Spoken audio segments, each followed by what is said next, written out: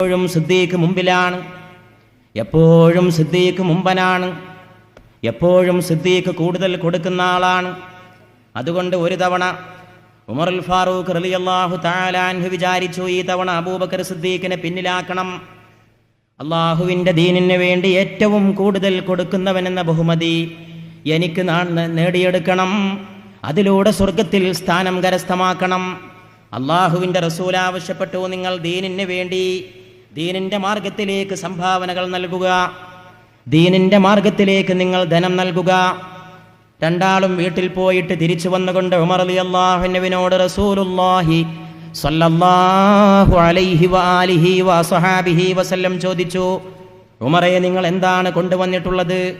ഉമർ റളിയല്ലാഹു അൻഹു അബൂബക്കറിനെ ഇത്തവണ പിന്നിലാക്കണമെന്ന ഉദ്ദേശത്തോടെ പറഞ്ഞു, അള്ളാഹുവിൻ്റെ റസൂലേ, എനിക്ക് ആകെയുള്ള സ്വത്തിൻ്റെ പകുതി ദീനിന് വേണ്ടി നൽകി കഴിഞ്ഞിരിക്കുകയാണ്, ബാക്കി പകുതി മാത്രമേ ഞാൻ ബാക്കി വെച്ചിട്ടുള്ളൂ എന്ന് നീതി എന്ന രണ്ടക്ഷരം ലോകത്തിന് പഠിപ്പിച്ച രാഷ്ട്രീയ വിജിഗീഷുവേ, രാജ്യതന്ത്രജ്ഞതയുടെ മഹാ ഉദാഹരണമേ, ലോക നന്മയുടെ വലിയ ഒരു പ്രഭവകേന്ദ്രമായി ലോക രാഷ്ട്രീയ ചരിത്രത്തിൽ വിലസിയോരേ സയ്യിദുനാ ഉമർ ഇബ്നുൽ ഖത്താബ് റളിയല്ലാഹു തആല അൻഹു, തനിക്ക് ആകെ അള്ളാഹു നൽകിയതിൻ്റെ പകുതി അള്ളാഹുവിൻ്റെ ദീനിന് വേണ്ടി നീക്കിവെച്ചു റസൂലിൻ്റെ അടുക്കൽ.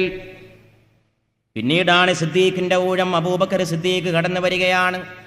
നിഴലില്ലാത്ത റസൂലിൻ്റെ നിഴലായിരുന്നു സിദ്ദീഖ് റളിയല്ലാഹു തആല അൻഹു. അള്ളാഹുവിൻ്റെ റസൂലിന് നിഴലുണ്ടായിരുന്നില്ല, റസൂലിന് നിഴലുണ്ടായിരുന്നില്ല. റസൂൽ സാധാരണ മനുഷ്യനല്ല എന്നുള്ളതിന് ഏറ്റവും വലിയ തെളിവതാണ്. റസൂൽ നടന്നു പോകുമ്പോൾ നിഴല് കണ്ടിരുന്നില്ല എന്നാണ് ചരിത്രത്തിൽ റെക്കോർഡാക്കപ്പെട്ട് കിടക്കുന്നുണ്ട്. ഏത് സാധനത്തിനും നിഴലുണ്ടാവും. ഞാനിപ്പോൾ ഇവിടെ നിൽക്കുന്നതിന് അപ്പുറത്ത് നിഴലുണ്ട്, മൈക്കിന് നിഴലുണ്ട്.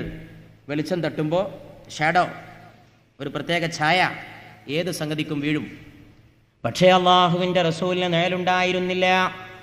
കാരണം ഖുലിഖ്തു ബിനൂറില്ല, ഞാൻ അള്ളാഹുവിൻ്റെ നൂറ് കൊണ്ടാണ് സൃഷ്ടിക്കപ്പെട്ടതെന്ന് മുഹമ്മദ് മുസ്തഫ സല്ലല്ലാഹു അലൈഹി വസല്ലം വ്യക്തമാക്കിയിട്ടുണ്ട്. അള്ളാഹുവിൻ്റെ നൂറിന് നിഴലുണ്ടാവാൻ പാടില്ല. അതുകൊണ്ട് റസൂലിന് നിഴലുണ്ടായിരുന്നില്ല. നിഴലില്ലാത്ത റസൂലിനൊരു നിഴലുണ്ടായിരുന്നെങ്കിൽ ആ നിഴലിൻ്റെ പേരാണ് അബൂബക്കർ സിദ്ദീഖ് റളിയല്ലാഹു തആല അൻഹു. നിഴലില്ലെങ്കിലും നിഴല് പോലെ കൂടെ നടന്ന സിദ്ദീഖ്. ആ സിദ്ദീഖ് കടന്നു വന്നപ്പോൾ റസൂൽ ചോദിച്ചു, അബൂബക്കർ, നിങ്ങൾ അള്ളാഹുവിൻ്റെ ദീനിന് വേണ്ടി എന്താണ് കൊണ്ടുവന്നത്?